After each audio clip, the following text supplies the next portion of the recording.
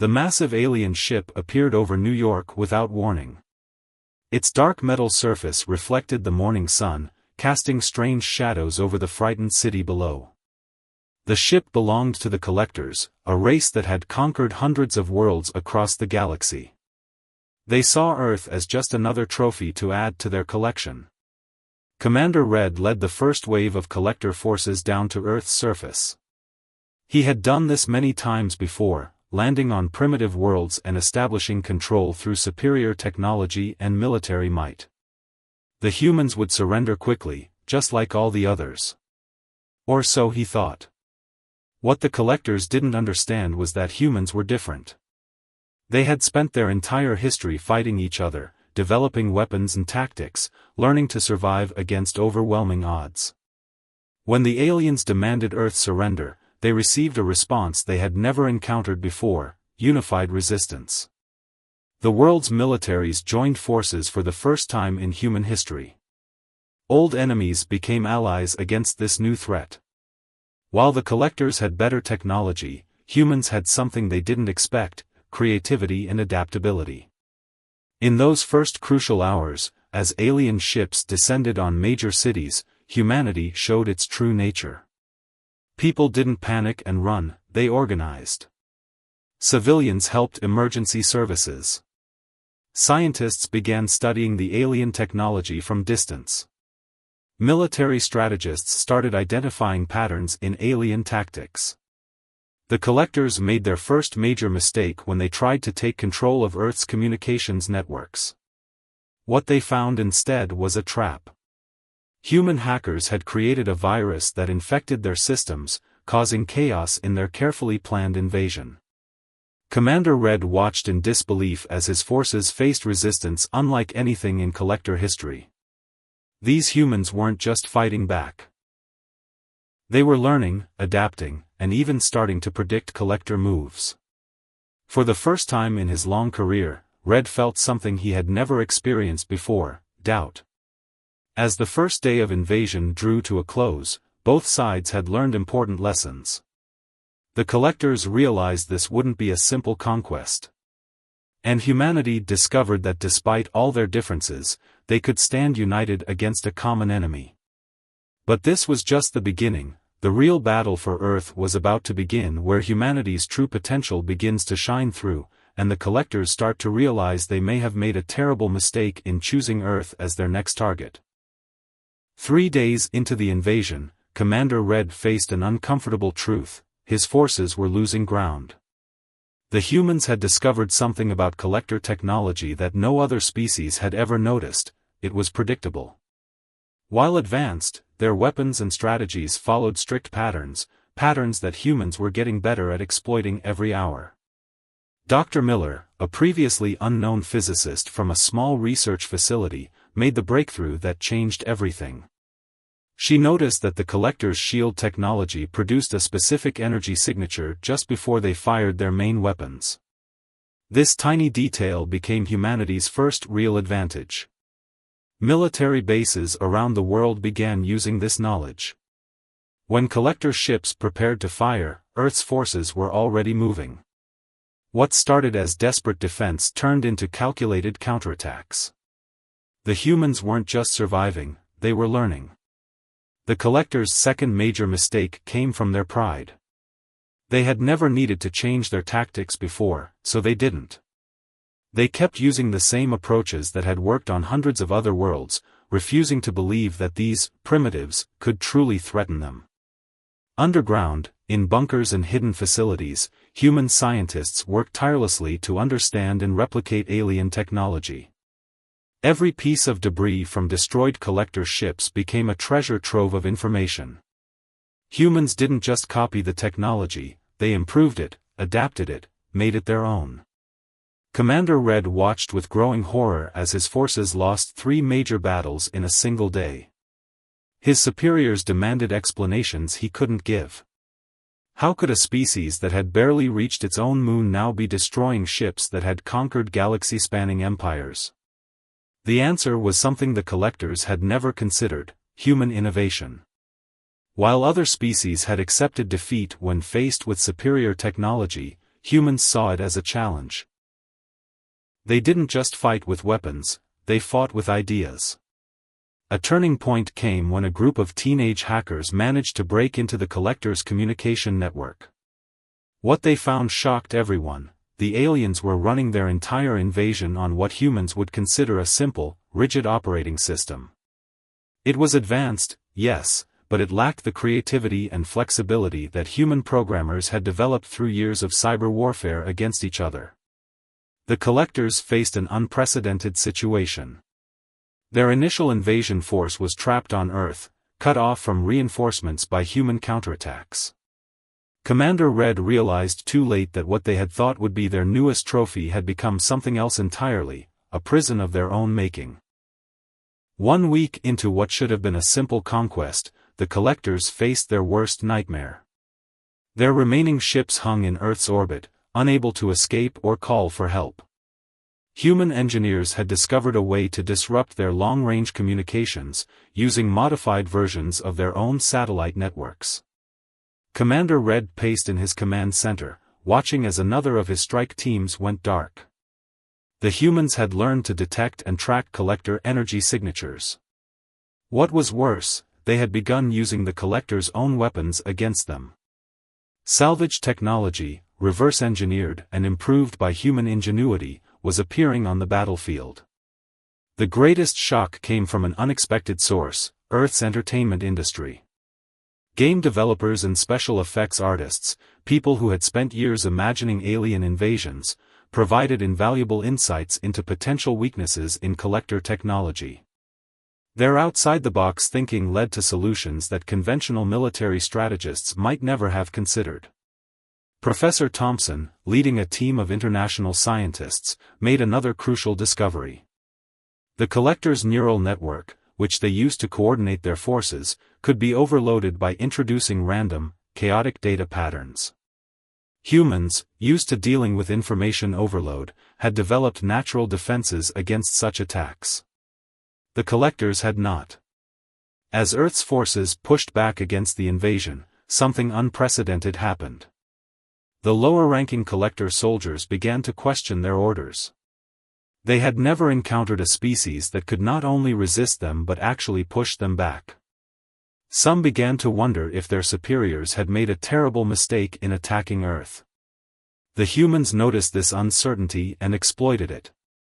They began broadcasting messages in the Collector's own language, offering individual soldiers a chance to surrender. The message was simple but powerful. You don't have to die for someone else's mistake. Commander Red watched helplessly as his army began to crumble from within. His soldiers, used to quick victories and easy conquests, weren't prepared for a prolonged fight against an enemy that grew stronger every day. The humans' ability to learn and adapt seemed almost supernatural to the rigid Collector mindset. A defining moment came when a group of human scientists successfully hacked into a Collector ship's artificial gravity systems. Instead of simply disabling it, they reprogrammed it to create targeted gravity wells, effectively turning the ship's own systems into a weapon against its crew.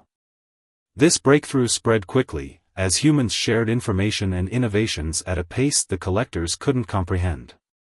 As the third week of the invasion approached, Earth's defenders had moved from survival to victory. The Collector's remaining forces were scattered, their command structure in chaos. Commander Red faced a decision that no Collector had made in 10,000 years of conquest, whether to surrender to a primitive species. As Commander Red prepared to make the most humiliating decision in Collector history, Earth's defenders made a startling discovery. Deep within the captured Collector databases, they found information that changed everything. Earth wasn't chosen at random. The Collectors had been watching humanity for centuries, fearful of their potential. The truth emerged through decoded messages and ancient records.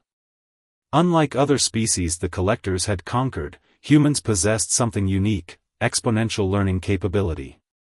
While other civilizations developed in predictable patterns, humanity's progress was chaotic, explosive, and unstoppable. The invasion wasn't just about adding another trophy, it was about eliminating a potential threat. Professor Thompson and her team uncovered more disturbing details.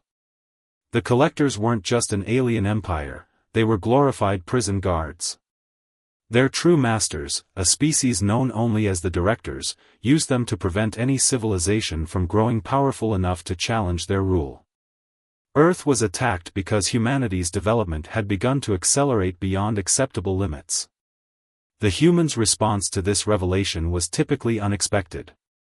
Instead of fear or anger, they felt vindicated. Their suspicions that they were different, special even, had been confirmed. But more importantly, they now had a purpose beyond mere survival. Earth wouldn't just defeat the collectors, it would free the galaxy. Commander Red, watching his forces crumble, finally understood the magnitude of his empire's mistake.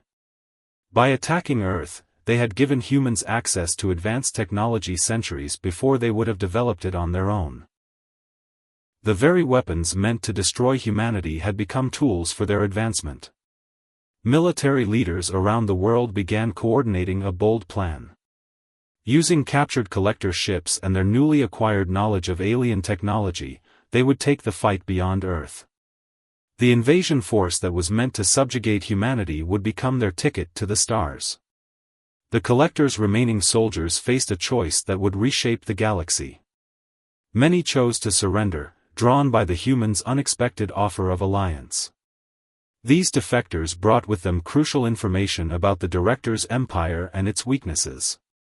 The rigid hierarchy that had once been the collectors' strength was becoming their greatest vulnerability.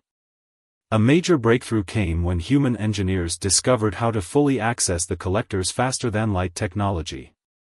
Within days, they had not only understood it but had begun improving it.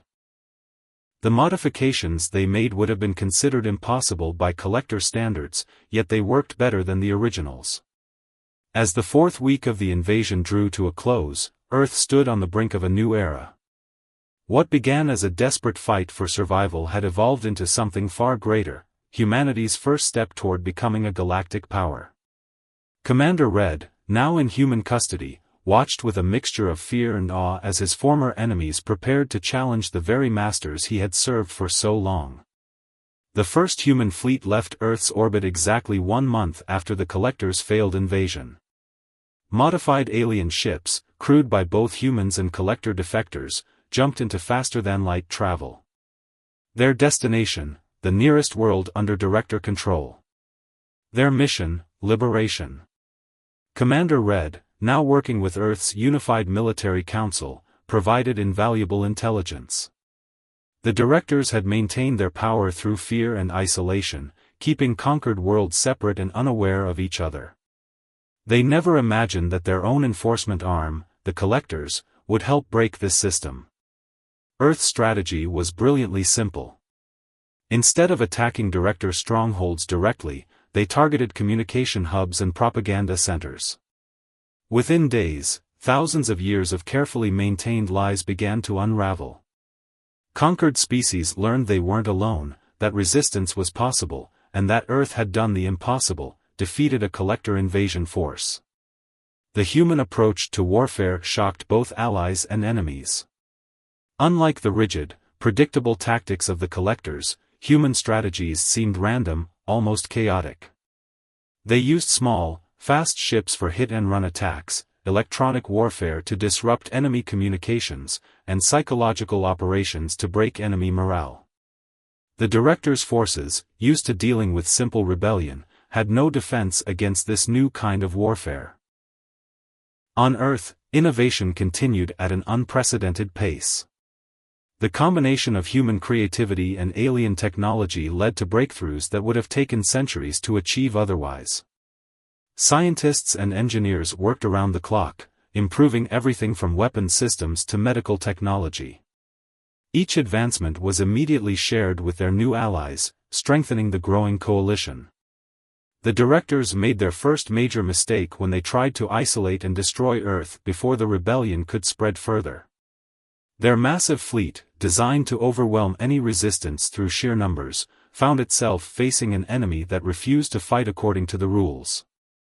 Human ships seemed to appear from nowhere, strike critical targets, and vanish before retaliation was possible. A key victory came when a joint human collector team managed to capture a director command center intact. The information they found confirmed humanity's worst fears and greatest hopes. The director's empire was vast but fragile, held together by fear and lies. More importantly, they had no defense against the type of asymmetric warfare that humans had perfected over centuries of fighting each other.